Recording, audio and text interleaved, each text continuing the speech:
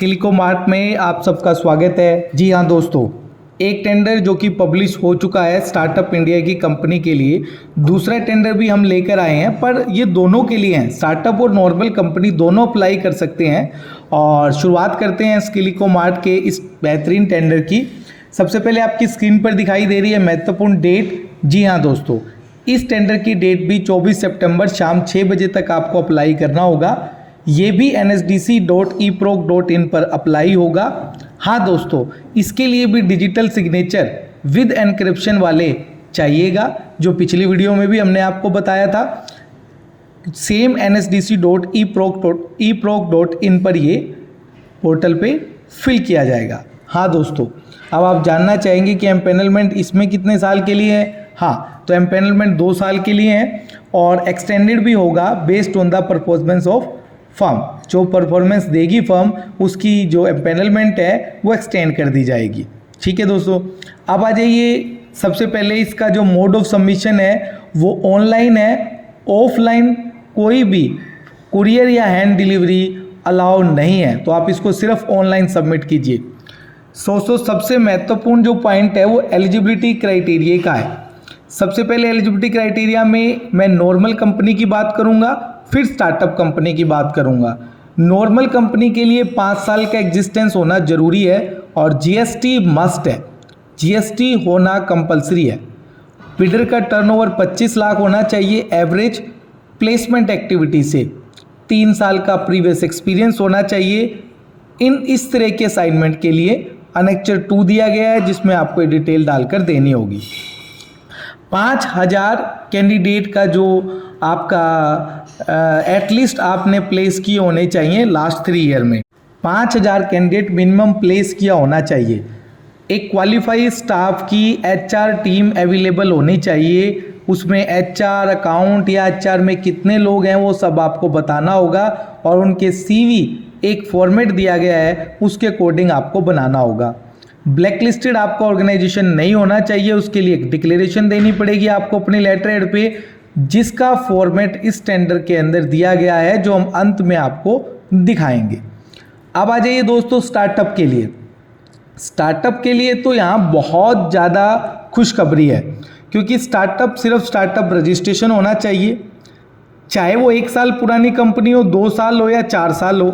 Startup India के जो DIPP number होता है, department of industrial policy and promotion, वहाँ से उसका एक सर्टिफिकेट होना जरूरी है।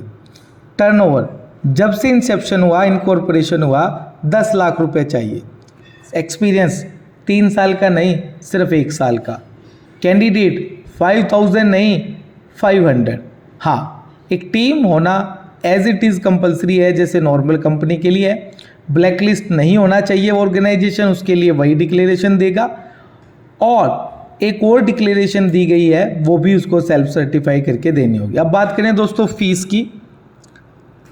फीस से पहले जो है आप ये जान ले, 2 आप इसको फीस को बांटें। जो स्टार्टअप की कंपनी है वो एग्जेम्प्ट है, उनकी फीस वेव्ड ऑफ है, उन्हें फीस नहीं भरनी है। और जो नॉर्मल कंपनी है उन्हें 25,000 प्लस जीएसटी भरना होगा।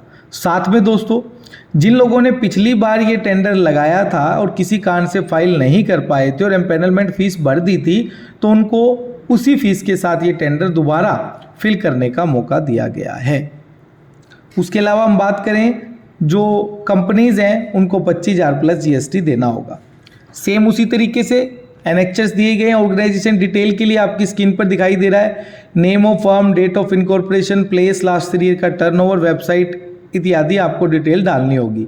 अनेक्चर 2 पिछली बार की तरह बहुत ज़्यादा इंपॉर्टेंट है। उसमें आप बताएंगे कि आपने जो नॉर्मल कंपनी है उसने 5000 कहाँ और कैसे कैसे प्लेस किया है, और जो स्टार्टअप कंपनी है उसने 500। इसमें एक एक्सेल दी गई है, इसमें आप डेटा डालेंगे। इसके साथ आप अपने सारे रिक्वायर्ड एविडेंस आपको साथ में लगाना जरूरी है। और रिक्वायर्ड एविडेंस अगर आपने नहीं लगाए, सिंपल एक्सेल में डाल के दिया, तो आपका टेंडर रिजेक्ट होने की संभावना है, क्योंकि इसमें साफ साफ लिखा हुआ है कि डॉक्यूमेंट्री एविडेंस ऑथराइज्ड सिग्नेटरी के होना जरूरी है। यानी अगर आपने किसी के साथ काम किया है तो उसका वर्क क्लोजर लेटर आपको लगाना होगा।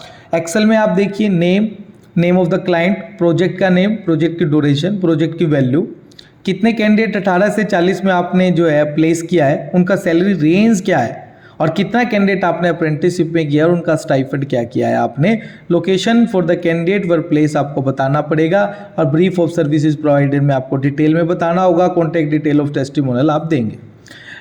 अनेक्चर 3 टर्म ऑफ रेफरेंसेस हैं। जो लोग इस टेंडर के बारे में कंफ्यूज हैं कि इसमें क्या काम मिलेगा, कैसे मिलेगा, तो आप इस टर्म और रेफरेंसेस के जो पॉइंट है, स्कोप ऑफ वर्क और डिटेल टास्क को ध्यान से पढ़ें। इसमें कुछ पॉइंट्स मैं आपको बता देता हूं। जैसे इसमें लिखा हुआ है लगभग 6 पॉइंट पर कि ऑर्गेनाइज कौशल महोत्सव, placement Mela, campus interview and other mode of placement at various location eight pan India. ये जिम्मेदारी होगी प्लेसमेंट पार्टनर की। उसके अलावा एक पॉइंट और इसमें इंपॉर्टेंट लिखा गया है, जो भी प्लेसमेंट होगी उसकी कंडक्ट करना first level placement of verification as agreed with NSDC.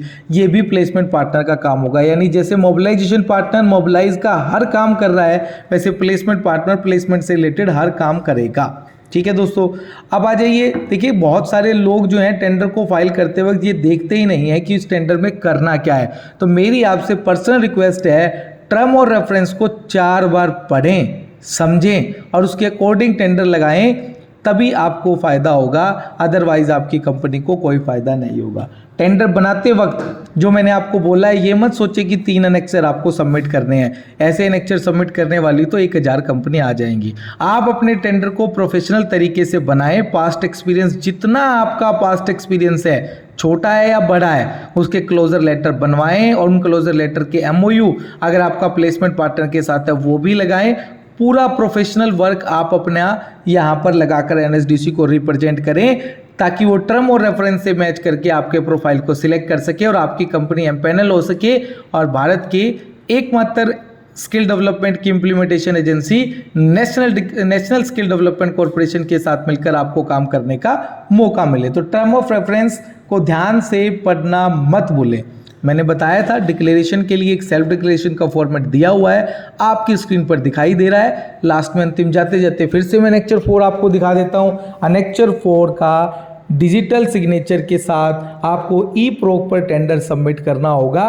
आप इसको फिजिकल सबमिट नहीं कर पाएंगे। ठीक है दोस्तों, धन्यवाद दोस्तों। स्किल इको मार्ट के साथ बने रहें। जल्दी हम एक नई वीडियो के साथ आपके समक्ष आएंगे। तब तक के लिए इस चैनल को सब्सक्राइब करें ताकि ज़रूरतमंद को ये इन्फॉर्मेशन पहुंच पाए।